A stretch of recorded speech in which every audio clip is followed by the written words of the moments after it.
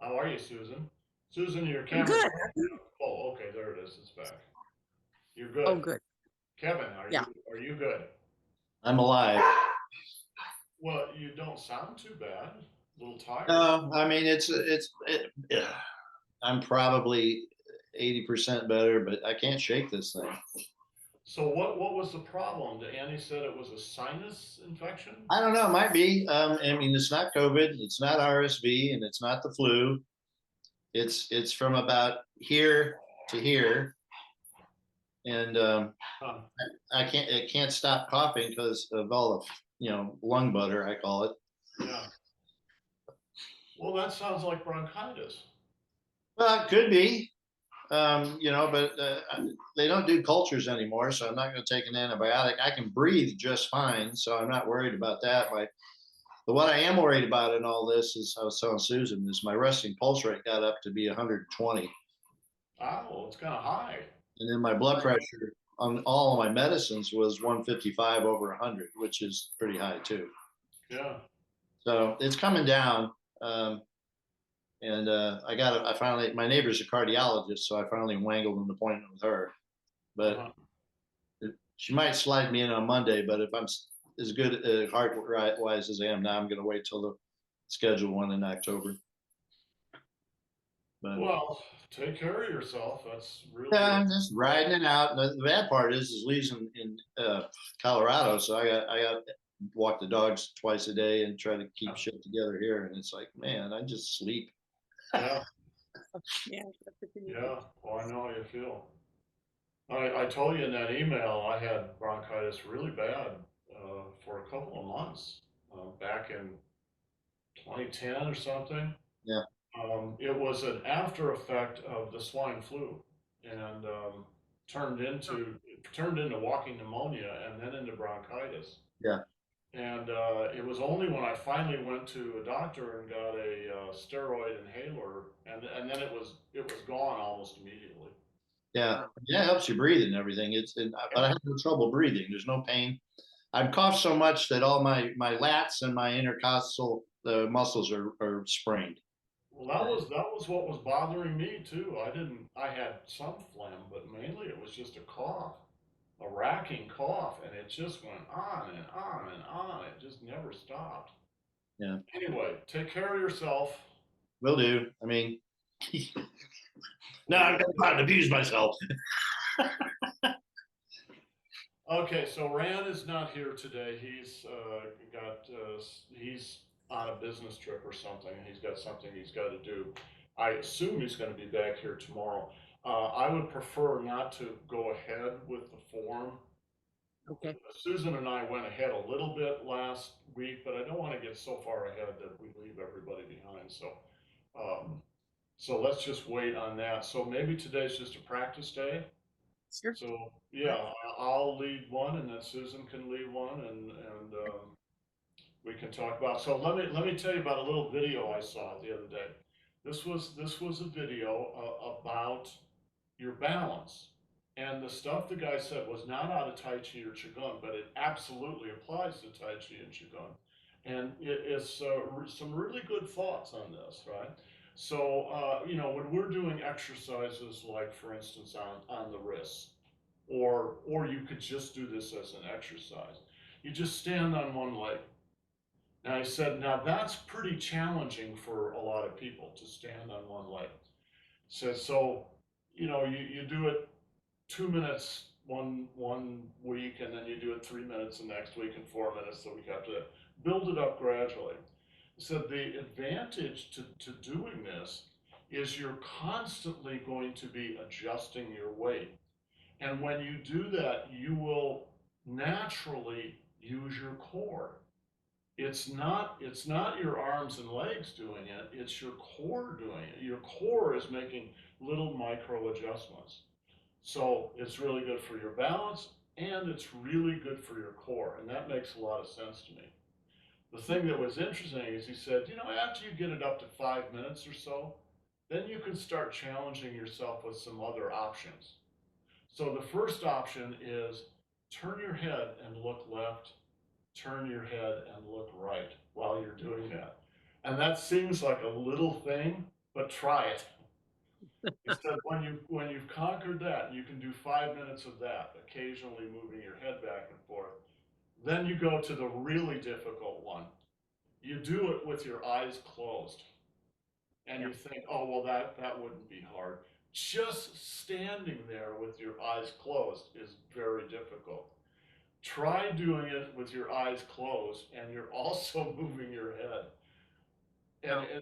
what it makes you realize is how much of your balance is dependent on your vision. Yeah. But in Tai Chi and Qigong, Tai Chi especially, you might not have access to your vision. Not that you've been blinded or something, but it's at least in part largely a wrestling art. And when you're wrestling, you don't always, sometimes your face is in the guy's armpit. You don't have a chance sometimes to use your eyes. So to be able to work on your sense of balance in the world with your eyes closed and your head moving, that would be a real advantage then when you come out into the regular Tai Chi world with your eyes open again. Anyway, Yeah. I thought that was an interesting video. Yes, Kevin. And I was doing my therapy for my knee. She would have me stand either on like a 6-inch foam block or a Bosu ball and do one leg. And Yeah, that 30 seconds was it, you know, and then it's crazy. yeah. Well, it's not easy. It truly isn't. One of the things that Master Zhang, once he had taught us the basic form, the 24, this was way back at the beginning when he was still teaching that. Once we knew that, he would say, okay, now do it with your eyes closed. All right? So you know the form. You can just do it. But man, when you try to do it with your eyes closed, the same challenges to your balance and your sense of orientation are start to come into play. I should tell you another story. This happened to me yesterday. Um, I don't ever remember having vertigo before, Mhm. except the few times I've gotten drunk. But those were 50 years ago. Um, I just have never had vertigo, but I have no idea what happened. I think it's just because I was tired. I was in the shower showering the other day, and I got vertigo, and I mean serious vertigo. I almost fell over, and so I finished my shower, got out of the tub, dried off, I went into the bedroom, and then I had another little episode of it, and that time maybe because I wasn't in the shower and the water wasn't running. That time I remembered, put your mind on the bottom of your feet. And when I did that, it's not that the vertigo went away, but my grounding felt much better. I didn't feel like I was going to fall over or anything like that. Right? I felt a little woozy, a little swayy, but I felt grounded. So um, that's an old Tai Chi trick too. Just remember, if you ever feel a little dizzy or something, put your mind on the bottom of your feet. It really does make a difference. Yeah, Kevin. You should look up benign idiopathic paroxysmal vertigo. What's the acronym for that? I don't know, but basically, you get these little crystals in your ear as you get older, and then it just Yeah, throws you on the ground. yeah. Yeah, I've Um, had that. there are ways to move those crystals in your ear so they won't do that. So there are actually videos on YouTube for that too. You lay down, you turn a certain way, you move your head a certain way, and it'll redistribute them to you know whatever. Because you've got two gyroscopes, one in each ear. Mhm. You've also got a central gyroscope here, which is what we've been working on a little bit. But I think it's interesting. Those of us who are getting a little older, when you go in for a physical, one of the things they sometimes test is your ability to stand on one leg. How long can you stand on one leg and keep your sense of balance?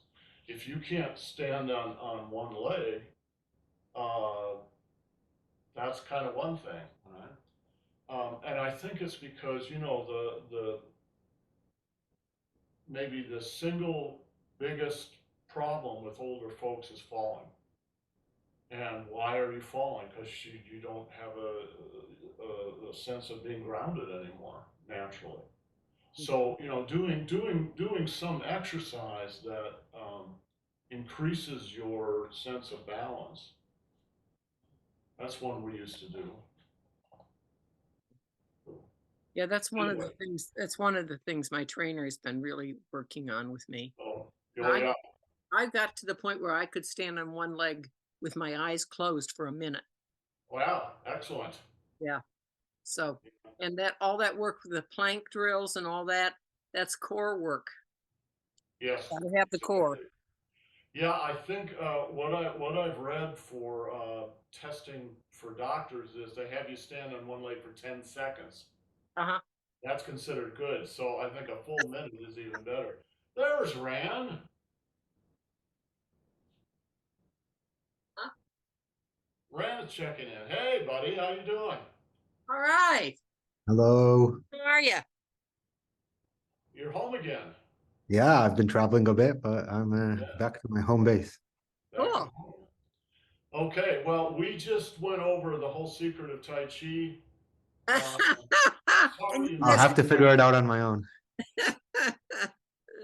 No, we've been talking about balancing our bodies on one leg. Balancing on one leg. Work up to Yeah. 5 minutes or so on. Huh? All right, so Rand, what we were talking about is last weekend, Susan and I went a little bit ahead of where we were before, but I was telling him I didn't want to go any further because you weren't here, and didn't see much point in that. But now that you are here, I think we should just do exactly what I said and just make this a practice day. So we'll do the form from the beginning up through, Susan, what did we go up through? Oh, hug head push mountain, right? So hug head push mountain. So, right.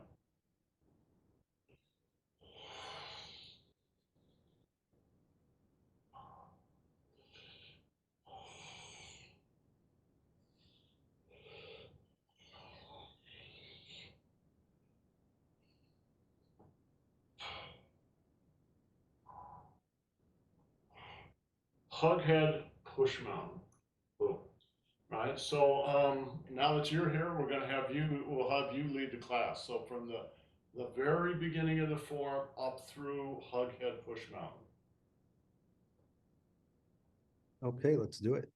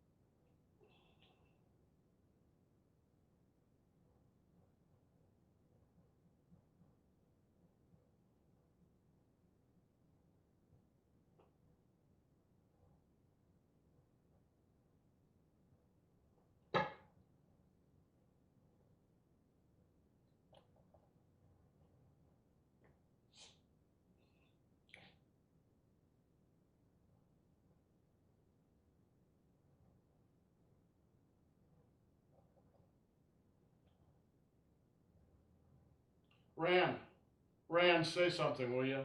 So the camera goes on you. Okay. I'm saying something.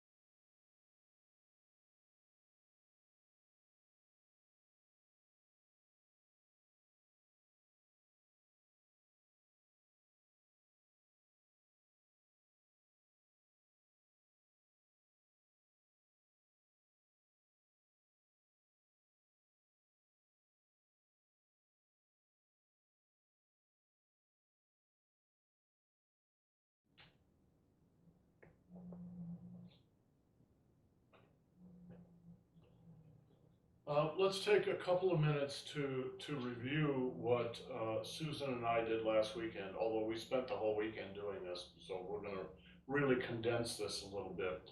I'm going to shift, I'm going to do the last couple of moves in the section we just worked on. I'm going to move the orientation from here to here. All right. So from the punch, open the toes, forward chin up, reverse chin up, right? So there's two joint locks in there.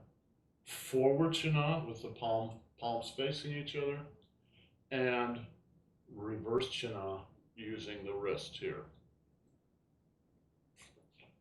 Again, punch, all right? Sink in the right quad, and then the left quad, and then open.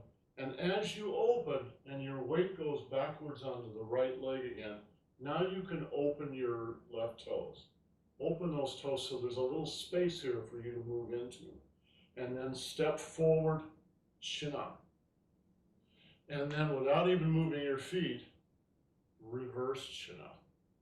And reverse chin up is low. If you can go all the way down to the ground, that's fine, but you don't have to. Let me do it in the quote-unquote proper orientation. From the punch, block down, roll and open the toes, step forward, forward chin up, reverse chin up, right? Rand, let me see you do it.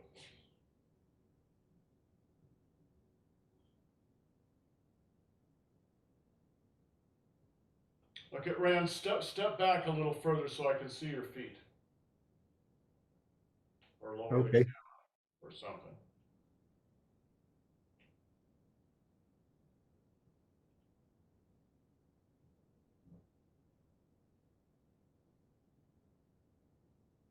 Okay, so Rand, you need to work on two things. One, you need a little more breadth in your forward horse stance. Right? When you're in a horse stance like this, right, pretty simple. When you want to step forward, say with the left foot, you need to open the right foot and then step forward. But there needs to be some distance between the heels. It's no good to step like this because you're just going to fall over, right? So you want to have opening here and the same on the other side.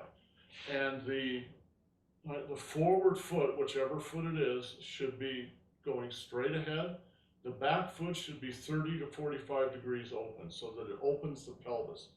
But the dantian still looks forward, not sideways. All right? Ran. Watch this. Watch this foot here.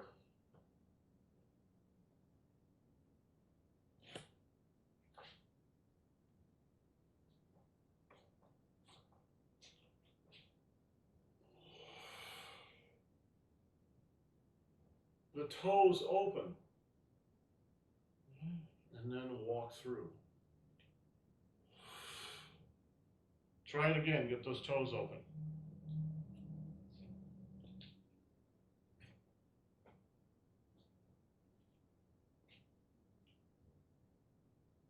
Yes. Good. Okay. Susan, let me see you do it.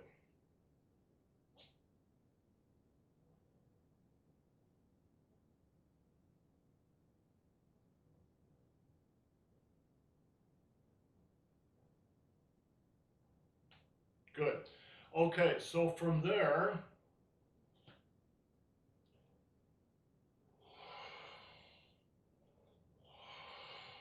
step around and hit. Boom. And then comes a wrestling throw. You're throwing a guy over your leg. So you might be up behind his neck, maybe you've got his arm there, right? And you throw 1, 2. And then the right hand, the left hand stays floating in front of your chest. The left hand comes up, like you're a marionette, behind your ear, and then you push forward. This is the same push we do earlier in the form, like here, right at the beginning of the form. Only now, it's out like this. Boom. Then pull back and punch. Pull back, punch. Pull back, so it's kind of a hidden hand punch, right? And now you grab hold and you open your chest and twist.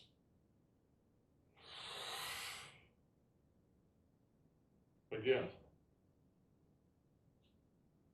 From the punch, block down, open the toes, step forward, chin up, reverse chin up, hit, close, and throw.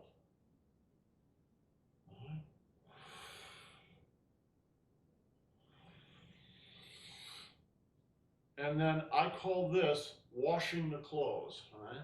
It's just like you're washing clothes on an old right? Tub and washboard. Right? And release your elbows.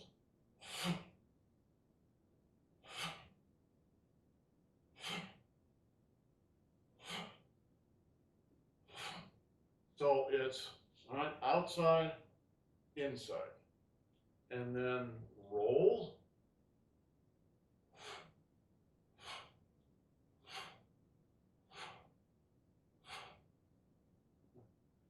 Master Zhang once did this application on me, all right? So I was holding him and he just popped, all right? Where you do pop someone is right in the middle of their chest, boom. And it doesn't seem like a big move, but believe me, you will pay attention. Boom, and then hug head, push mountain. So you turn when you do this, you're on your back leg, and then roll forward onto your front leg and turn your down chin. Okay.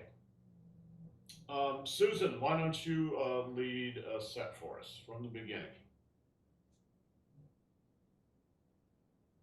All righty then. Got this.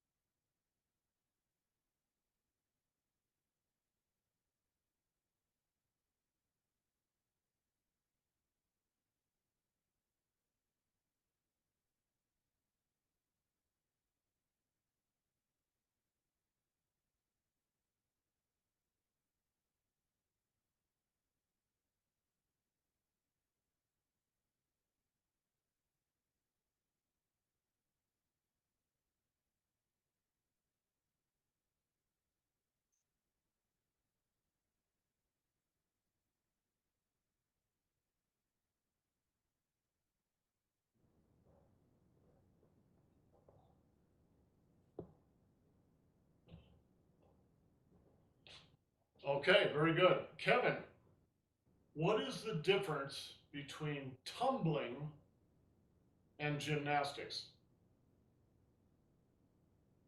It's a trick question.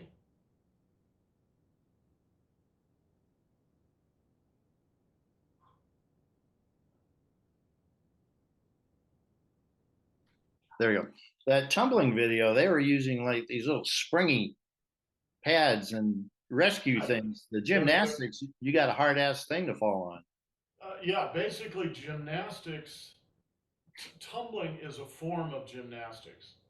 Sometimes it's done on trampoline things like you're talking about, but it can also just be done on the floor. So tumbling is actually floor gymnastics. What we call gymnastics is the part of gymnastics that uses some kind of equipment.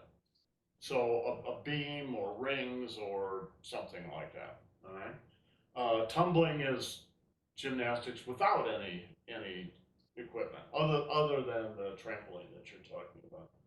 So I just learned that the other day. So that was a good thing to. Yeah, those tumblers are pretty amazing, aren't they? Yeah. They're pretty incredible.